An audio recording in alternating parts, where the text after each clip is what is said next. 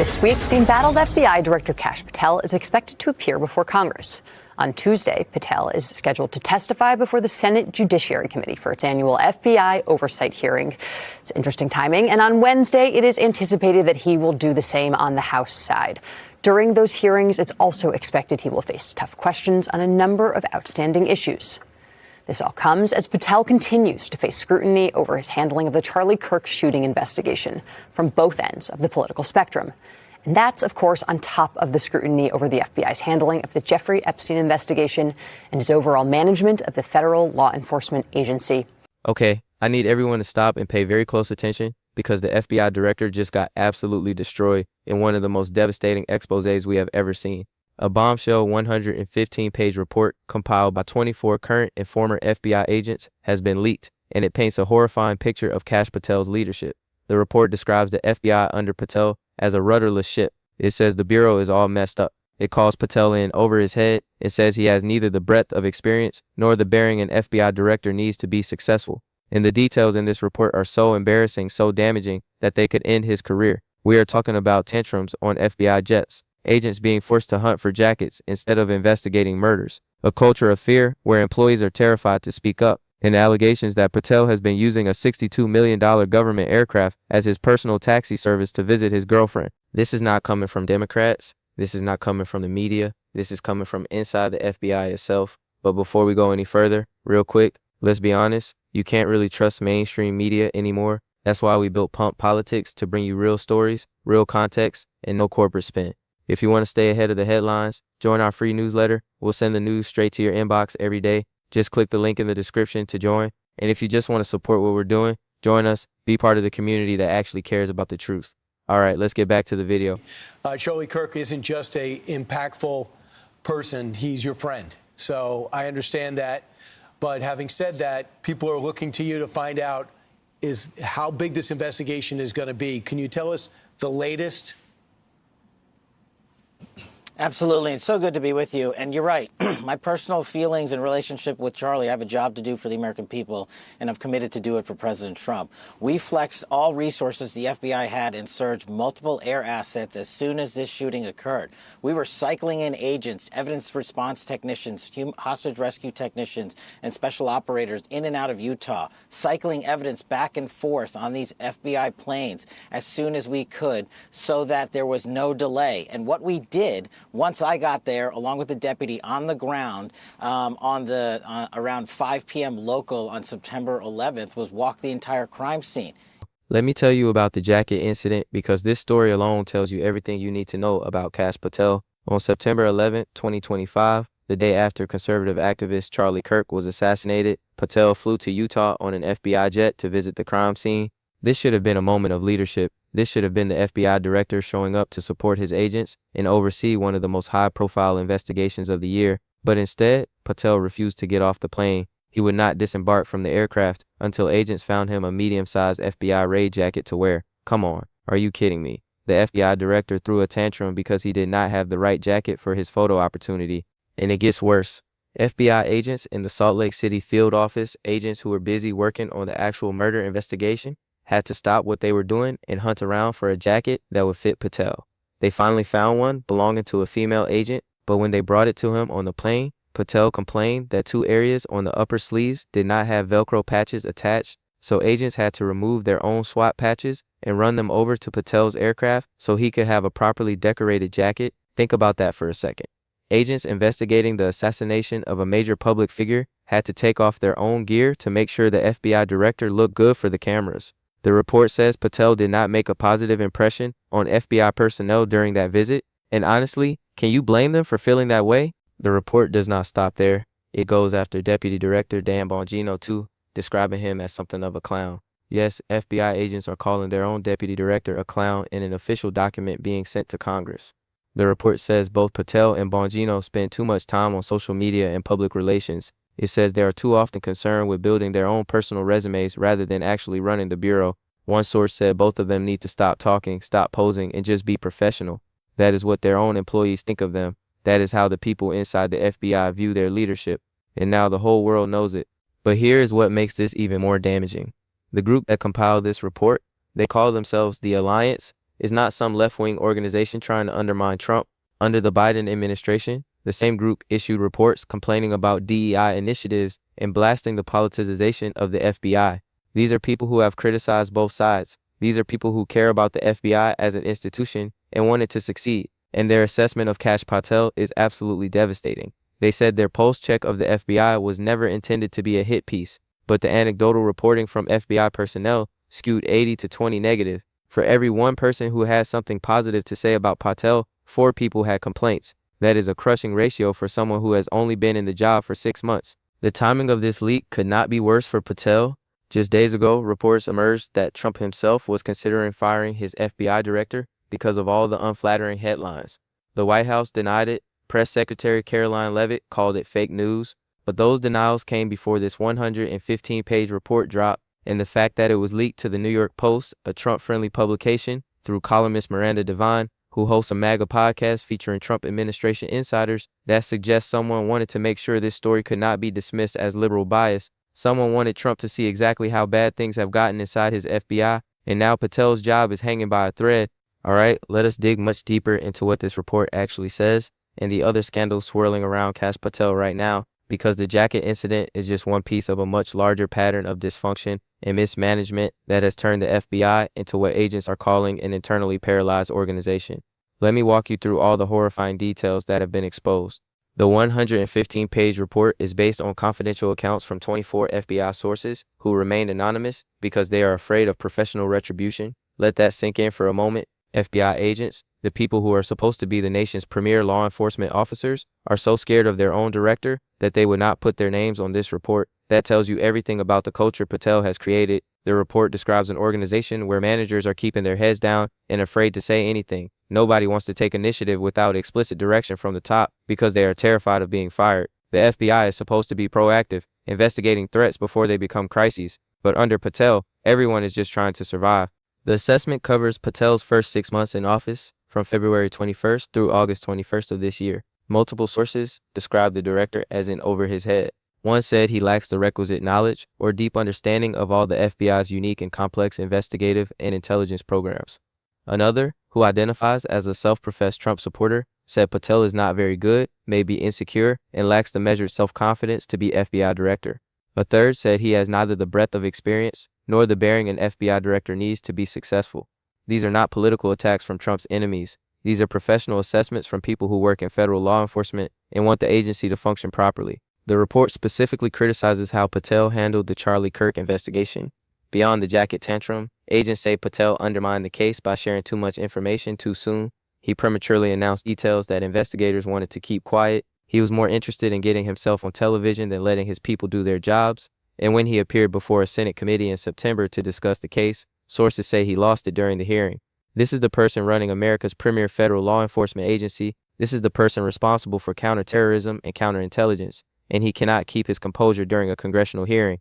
The criticism extends to Deputy Director Dan Bongino as well. Multiple sources describe him as something of a clown. They say neither Bongino nor Patel has the experience to effectively deal with top-tier threats facing the country. Both are accused of spending too much time on social media, posting and posing and building their personal brands instead of managing the bureau. The report says they are too often concerned with building their own personal resumes. One source put it bluntly, both of them need to stop talking, stop posing, and just be professional. When your own employees have to tell you to act like a professional, you have a serious problem. But the internal dysfunction is just part of the story. Democrats on the House Judiciary Committee have launched a separate investigation into Patel's use of FBI aircraft for personal travel, and the allegations here are equally damaging. Representatives Jamie Raskin and Sidney Kamleger Dove sent a letter demanding that Patel turn over travel records and explain why American taxpayers are being forced to foot the bill for his leisure travel. They cite multiple reports alleging that Patel has used the FBI's Gulfstream G550, a $62 million aircraft typically found in the fleets of billionaires, for trips that have nothing to do with official business. Let me give you the specific examples they mention. On October 25th, Patel flew the FBI jet to Pennsylvania to attend his girlfriend's concert at a wrestling match at Penn State University. His girlfriend is country singer Alexis Wilkins. She performed at the event. Patel then used the same government plane to fly her home to Nashville the next day. The Democrats wrote in their letter, "Your date night had no apparent connections to your official duties." That same weekend, he used the FBI jet again to travel to something called Boondoggle Ranch, a luxury hunting resort in Texas that literally advertises itself as the perfect place to waste money or time on unnecessary or questionable projects. They also mention trips to Las Vegas, where Patel has a home, and a golfing excursion in Scotland, all on the taxpayer's dime. Here's what makes this especially outrageous. Patel himself was a vocal critic of the previous FBI director's use of government jets for personal travel. Back in 2023, on his podcast Cash's Corner, he said, and I am paraphrasing, "I am just saying Chris Wray does not need a government-funded G5 jet to go to vacations. Maybe we ground that plane, $15,000 every time it takes off. Just a thought." So Patel spent years attacking his predecessor for the exact same behavior he is now engaging in. The hypocrisy is stunning, and it is not something he can explain away. The Democrats are demanding all documents related to travel by non-federal employees on FBI and Justice Department aircraft. They want records of Patel's travel, an accounting of any reimbursements owed, justifications for each passenger's travel, and communications regarding staffing decisions related to those trips. That last part is important because there are reports that Patel fired a top FBI official after the travel story started coming out. Stephen Palmer, a 27-year FBI veteran who led the Bureau's Critical Incident Response Group, which oversees aviation operations, was reportedly terminated after Patel's jet usage became public through flight trackers and his girlfriend's social media posts. The timing raises serious questions about whether Patel retaliated against someone who might have been involved in exposing his behavior. The report also documents broader concerns about how Patel has handled his position. It notes strong and persistent objection within the agency to Trump's pardoning of about 1,500 defendants who participated in the January 6th attack on the Capitol. Agents feel like their work has been undermined. They spent years investigating those cases, building evidence, securing convictions, and then the president just wiped it all away. The report says some agents still suffer from so-called Trump derangement syndrome and openly express disdain for the president. But it also makes clear that the objections to Patel's leadership come from across the political spectrum, including from Trump supporters who simply think he is doing a bad job. The report's authors emphasized that this was never intended to be a hit piece on Patel. They wanted to provide an honest assessment of how the FBI is functioning under new leadership. But when 80% of the feedback is negative, when sources are describing the Bureau as all messed up, when agents are calling their deputy director a clown, there is no way to spin that as anything other than a damning indictment. The FBI under Kash Patel is failing, and now everyone knows it. Okay, so let us break this down into the key points you need to understand about this expose and what it means for Kash Patel and the FBI going forward. Because this is not just about one embarrassing incident or one critical report. This is about a pattern of dysfunction that threatens the effectiveness of America's premier law enforcement agency at a critical moment. Point number one. A devastating 115-page report from 24 current and former FBI agents describes Patel as an over his head and the Bureau as a rudderless ship. This is a comprehensive professional assessment of Patel's first 6 months in office. Sources describe an organization that is internally paralyzed by fear, with managers afraid to make decisions. They say Patel lacks the experience and bearing needed to run the FBI. When 80% of the feedback from your own employees is negative, that is not a few disgruntled workers. That is a systemic leadership failure. Point number two. The jacket incident reveals Patel's obsession with image over substance. On the day after Charlie Kirk's assassination, Patel flew to Utah, but refused to get off the plane until agents found him a medium-sized FBI raid jacket. Agents working the actual murder investigation had to stop what they were doing to hunt for a jacket that would fit him. When they found one belonging to a female agent, Patel complained about missing Velcro patches. So agents removed their own SWAT patches and ran them to his aircraft. This is petty self-absorbed behavior that does not belong anywhere near federal law enforcement leadership. Point number three. The report calls Deputy Director Dan Bongino something of a clown and accuses both leaders of being more concerned with social media than doing their jobs.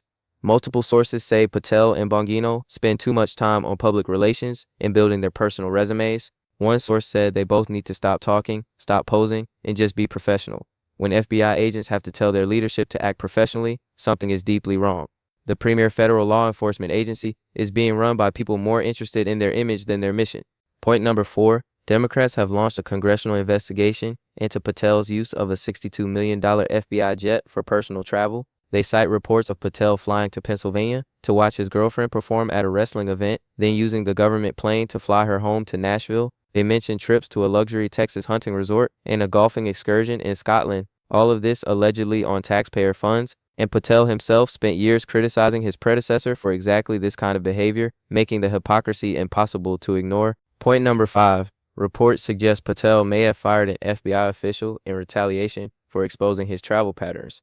Stephen Palmer, a 27-year FBI veteran who led the critical incident response group overseeing aviation operations, was reportedly terminated after stories about Patel's jet usage became public. The timing raises serious questions about abuse of power. If Patel fired someone for revealing his personal use of government aircraft, that would be a serious matter that could have legal consequences. Democrats are demanding records related to staffing decisions connected to the travel investigation.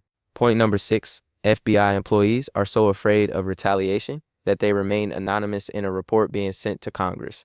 The 24 sources who contributed to this assessment would not put their names on it because they fear professional retribution.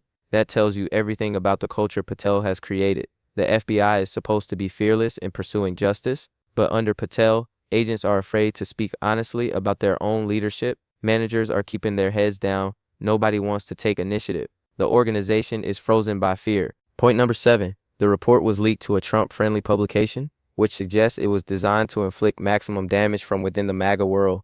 Miranda Devine of the New York Post, who hosts a podcast featuring Trump administration insiders, received an advance copy. That was not an accident. Whoever leaked this wanted to make sure Trump and his allies could not dismiss it as liberal bias. They wanted the criticism to come from a source that the president and his base trust. That makes the report much harder for Patel to survive politically. Point number 8. Despite White House denials, reports indicate Trump was already considering replacing Patel before this report even dropped. MS Now reported that the president had grown increasingly frustrated with unflattering headlines about his FBI director. The White House called it fake news. But those denials came before 24 FBI agents called Patel in over his head and described the bureau as all messed up. Trump has a pattern of defending embattled appointees right until he suddenly fires them. The question now is whether Patel has crossed the line where even Trump cannot save him. So where does this go from here? Patel is facing pressure from multiple directions simultaneously. An internal report calling him incompetent, a congressional investigation into his travel, rumors that Trump was already unhappy with him, and all of this happening while the FBI is supposed to be managing serious threats to national security. Something has to give. Either Patel weathers this storm somehow, or Trump decides the political liability is too great and makes a change. Dan Bongino tried to dismiss the report as gossipy nonsense from people upset about reforms. He posted that a lot of people are very upset at the changes they have made at the FBI. He accused them of leaking to media outlets with a clear agenda, but that defense does not work when the report comes from a group that also criticized the Biden FBI. It does not work when 80% of the feedback is negative. It does not work when the jacket incident and the jet trips are documented and undeniable. These are specific problems that reflect poorly on leadership, not abstract complaints from disgruntled employees. The authors of the report included recommendations for Patel. They told him to listen to his people and redeploy climate surveys to understand morale. But Bongino's response suggested the leadership is not interested in listening. He wrote, "Judge the results," and said he works for the public, not for headlines. That kind of defensive posture is not going to improve morale or address the concerns raised in this devastating assessment.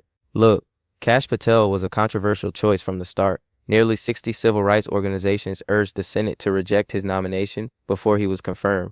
They cited his lack of experience, his misleading statements, his history of pushing conspiracy theories about the deep state. And now, 6 months in, we are seeing exactly what critics warned about. An inexperienced director creating chaos instead of stability. A bureau paralyzed by fear instead of focused on its mission. A leader more concerned with how he looks in an FBI jacket than actually doing the job.